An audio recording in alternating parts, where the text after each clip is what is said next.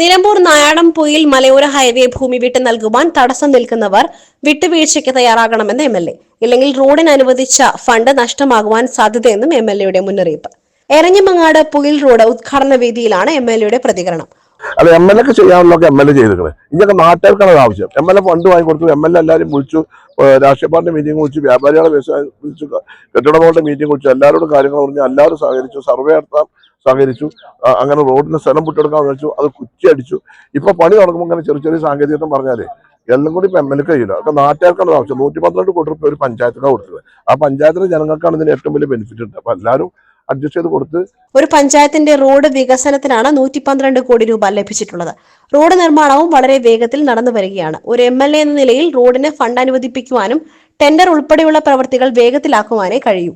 ചാലിയാർ പഞ്ചായത്തിന്റെ സമഗ്ര വികസനത്തിന് കാരണമാകുന്ന നിലമ്പൂർ നായാടംപൊയിൽ മലയോര ഹൈവേക്ക് വേണ്ടി കുറച്ച് ഭൂമി നൽകുന്നതിൽ ആരും തടസ്സം നിൽക്കരുത്. ഇത് നമ്മുടെ നാടിന്റെ വികസനമാണെന്ന യാഥാർത്ഥ്യ ബോധത്തോടെ സഹകരിക്കണം. ഫണ്ട് നഷ്ടമായാൽ അത് ഈ റോഡിന് തടസ്സം നിൽക്കുന്നവരുടെ മാത്രമായിരിക്കും. 6 മാസത്തിനപ്പുറം ഈ വിഷയം പരിഹരിക്കപ്പെടണം. അതിനാൽ സഹകരിക്കണമെന്നും എംഎൽഎ അഭ്യർത്ഥിച്ചു.